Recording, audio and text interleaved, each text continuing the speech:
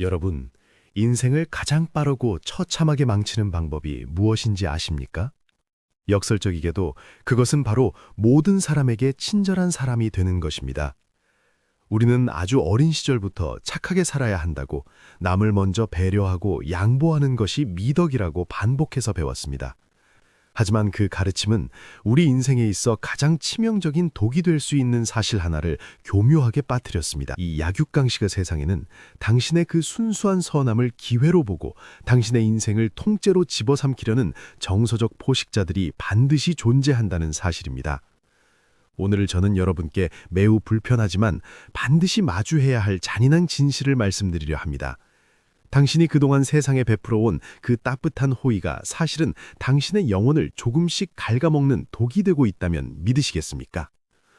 왜 어떤 사람은 무례한 말 한마디에도 눈 하나 깜짝하지 않고 당당하게 앞서 나가는데 왜 당신은 누군가 던진 가시돋친 말들을 밤새도록 곱씹으며 심장을 도려내는 고통을 겪어야 하는 걸까요?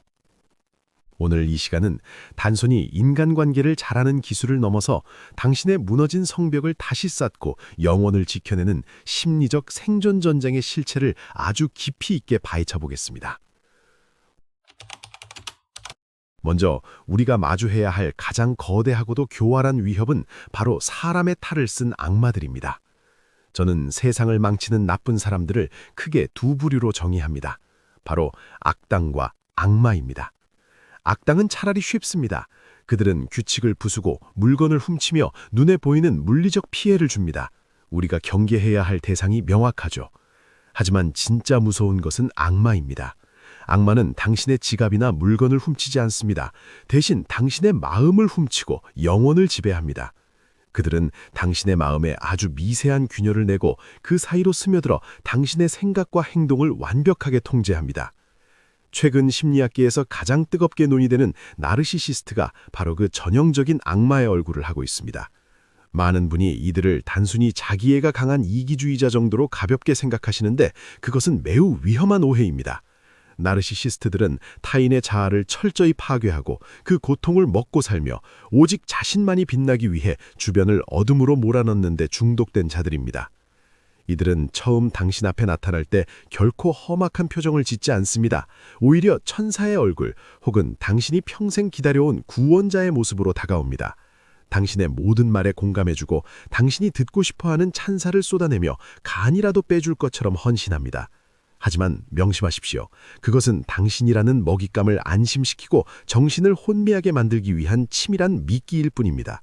그들이 당신을 완전히 사로잡았고 이제는 도망갈 수 없다고 판단하는 순간 이들의 잔혹한 지배가 시작됩니다. 이들은 당신의 자아를 아주 천천히 그러나 확실하게 살해합니다.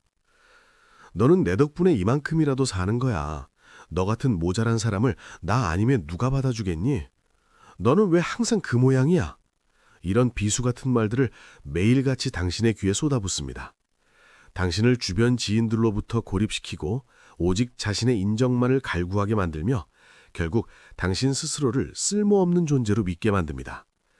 가장 소름 돋는 지점은 당신이 이 관계의 비정상함을 깨닫고 도망치려 할 때 그들은 다시 세상에서 가장 가련하고 따뜻한 천사의 얼굴로 돌아온다는 것입니다.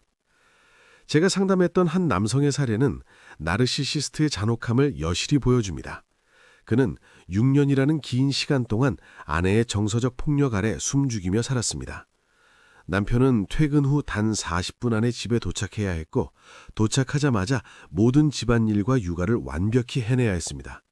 조금이라도 실수를 하거나 아내의 기분이 나빠지면 그녀는 너 같은 놈하고 나니까 살아주는 거야, 한심한 놈아! 라며 인격을 말살하는 폭언을 퍼부었습니다. 남편은 7번이나 극단적인 선택을 시도할 만큼 영혼이 가루가 되었지만 놀랍게도 상담실에서 저는 이 여자 없이는 한순간도 못 살아요 라고 울먹였습니다. 아내가 가끔 보여주는 가식적인 미소와 애정 공세에 뇌가 완전히 마비되었기 때문입니다. 이처럼 나르시시스트들은 주변 사람의 모든 원액을 빨아들이는 블랙홀과 같습니다. 만약 당신이 지금 누군가의 눈치를 보느라 숨을 제대로 쉬지 못하고 있다면 당신은 이미 그들의 정서적 노예가 된 상태일지도 모릅니다. 그렇다면 여기서 근본적인 질문을 던져야 합니다. 왜 누구는 이런 악마들의 덫에 걸려 평생을 고통받고 왜 누구는 그런 사람들을 단칼에 베어내며 비웃듯 지나가는 걸까요? 그 결정적인 차이는 바로 심리적 체급에 있습니다. 복싱 경기에서 아무리 기술이 좋은 패더급 선수라도 헤비급 선수의 묵직한 펀치 한 방을 견뎌내기는 힘듭니다. 인간관계 역시 보이지 않는 체급이 존재합니다. 그런데 이 체급은 당신의 통장 잔고나 학벌 혹은 사회적 지위로 결정되는 것이 아닙니다. 그것은 바로 당신이 스스로를 어디에 배치하느냐라는 심리적 자존의 문제입니다. 한 직장인의 사례를 통해 이를 더 구체적으로 설명해 보겠습니다. 실력은 누구보다 뛰어나지만 회의 때마다 동료들에게 무시당하고 의견이 묻히던 분이 있었습니다. 그분은 발언을 시작할 때 항상 이런 습관적인 수식어를 붙였습니다. 제 생각이라 틀릴 수도 있는데요. 제가 잘 모르는 분야이긴 한데 본인은 이것이 겸손하고 예의 바른 태도라고 믿었을 것입니다. 하지만 상대방의 뇌는 이 신호를 다르게 해석합니다. 이 사람 스스로도 확신이 없구나. 이 사람의 판단력은 신뢰할 가치가 낮다라고 인지해버리는 것이죠. 저는 그분께 딱 한 문장만 바꾸라고 제안했습니다. 틀릴 수도 있는데요 라는 말을 버리고 제가 검토해봤는데요 라는 말로 시작하라고 말이죠. 놀라운 반전이 일어났습니다. 단 2달 만에 회의실의 공기가 완전히 바뀌었습니다. 그가 입을 열면 사람들이 귀를 기울이기 시작했고 그의 의견이 채택되는 횟수가 폭발적으로 늘었습니다. 바뀐 것은 그분의 업무 능력이 아니었습니다. 스스로를 시장 바닥에 싸구려 물건으로 두느냐 아니면 고결한 갤러리의 예술품으로 두느냐 그 자기 배치의 위치가 바뀐 것입니다. 여러분이 무의식 중에 고개를 숙이고 시선을 피하며 어깨를 움츠리는 그 모든 신체 언어는 주변 사람들의 거울 유련에 나는 만만한 존재입니다. 나를 함부로 대하셔도 좋습니다라고 끊임없이 광고를 하는 것과 같습니다. 무례한 사람들은 본능적으로 그 약한 신호를 포착하고 사냥을 시작합니다. 즉, 심리적 체급이 낮다는 것은 당신의 울타리가 허물어져 있다는 뜻이며 이는 곧 모든 이의 침범을 허용하겠다는 선언과도 같습니다. 이제 우리는 무너진 성벽을 다시 보수하고 심리적 체급을 획기적으로 올리기 위한 구체적인 전략을 실행해야 합니다. 첫째, 여러분의 체급을 만드십시오. 당신의 호의와 친절을 편의점 가판대에 놓인 생수처럼 아무나 집어갈 수 있게 흔하게 풀어놓지 마십시오. 누군가의 친절이 당연한 권리가 되는 순간 당신의 가치는 바닥으로 추락합니다. 당신의 시간과 호의는 험준한 산꼭대기에 올라가야만 비로소 얻을 수 있는 귀한 약수가 되어야 합니다. 가치가 희소해질 때 사람들은 비로소 그 가치를 존중하고 조심스럽게 다루기 시작합니다. 당신의 친절을 아무에게나 배설하지 마십시오. 둘째, 여러분의 체급을 단호하게 지키십시오. 누군가 당신의 선을 넘었을 때 분위기를 망치지 않으려 억지로 웃어주는 행위를 당장 멈추십시오. 불편한 긴장감이 생기는 것을 두려워하는 그 마음이 바로 당신을 약자로 만듭니다. 무례한 질문이나 비아냥거림이 들려올 때 즉각적으로 대응하려 애쓰지 마십시오. 대신 딱 3초 동안만 아무 말 없이 상대의 눈을 담담하게 바라보십시오. 그리고 아주 차분한 어조로 되물으십시오.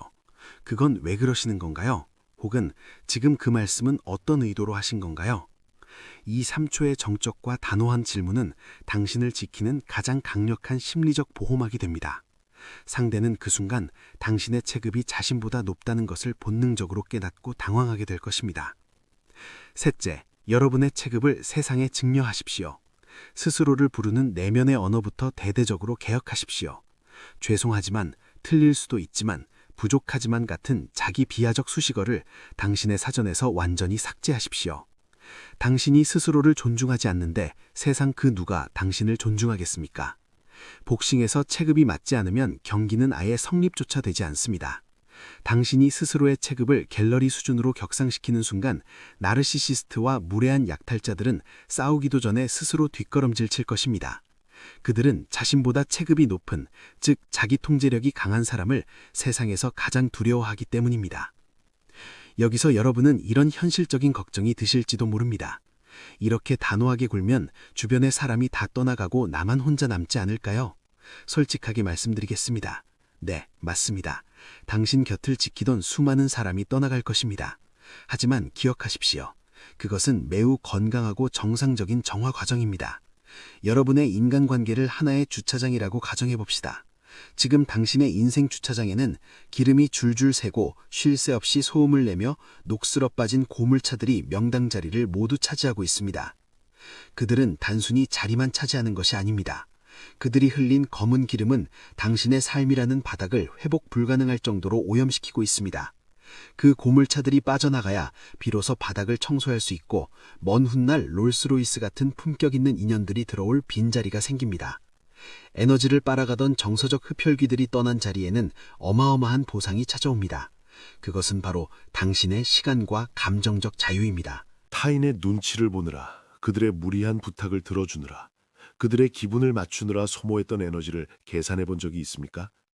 하루에 단 3시간만 그런 소모적인 관계에 쏟았다고 쳐도 1년이면 1000시간이 넘습니다.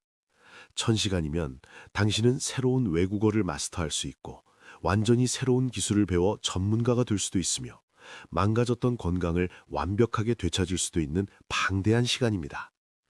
당신은 지금 외로워지는 것이 아니라 도둑맞았던 당신의 소중한 인생을 되찾고 있는 것입니다. 그렇게 당신이 스스로를 아끼고 성장시키며 체급을 올리면 당신 곁에는 이전과는 전혀 다른 종류의 사람들이 모여들기 시작합니다. 당신의 울타리를 존중할 줄 알고 당신이 베푸는 작은 호의에도 진심으로 감사하며 당신의 성장을 진심으로 기뻐해주는 품격 있는 사람들 말입니다. 관계의 양이 줄어드는 것을 두려워하지 마십시오. 관계의 질이 바뀌는 순간 당신의 삶은 이전과는 비교할 수 없을 만큼 풍요로워질 것입니다. 결국 이 모든 여정의 끝에서 우리가 깨달아야 할 진실은 하나입니다. 친절을 거두는 것은 상대를 미워하거나 복수하기 위해서가 아닙니다. 오직 나 자신을 온전히 사랑하기 위해 내리는 세상에서 가장 용기 있는 결정입니다. 바닥난 주전자로는 목마른 그 누구에게도 물을 따라줄 수 없습니다. 당신이라는 주전자를 먼저 가득 채우십시오. 당신의 마음이 평온하고 단단해져야만 당신이 정작 사랑해야 할 소중한 가족과 사람들에게 진짜 따뜻함을 나누어 줄 수 있습니다. 오늘 딱 한 가지만 실천해 보십시오. 누군가 당신의 감정선을 툭 건드릴 때 반사적으로 나오던 비굴한 웃음을 멈추십시오. 그리고 3초만 정적을 유지한 채 상대를 응시하십시오. 그 짧은 침묵의 순간이 당신을 시장 바닥의 혼란에서 건져 올려 고귀한 갤러리의 주인으로 바꿔놓는 첫 번째 위대한 도약이 될 것입니다. 당신은 생각보다 훨씬 더 귀하고 가치 있는 사람입니다. 다만 그 가치를 세상에 증명하고 스스로를 지키는 법을 잠시 잊었을 뿐입니다. 타인의 소음에서 멀어지십시오. 그들이 던지는 평가의 감옥에서 걸어 나오십시오. 당신의 인생 대본을 집도하는 작가는 타인이 아니라 바로 당신 자신입니다. 당신의 친절은 아무나 쉽게 가져갈 수 있는 길가의 돌멩이가 아닙니다. 오직 그 가치를 아는 자격 있는 사람들에게만 당신의 문을 열어주십시오. 그것이 당신의 영혼을 구하고 당신의 삶을 완성하는 유일한 길입니다. 오늘 이 영상이 당신의 무너진 자존감을 다시 세우고 무례한 세상으로부터 당신을 지키는 든든한 방패가 되었기를 바랍니다. 당신은 지금 이 순간에도 충분히 아름답고 강력합니다. 여러분의 건투를 빕니다.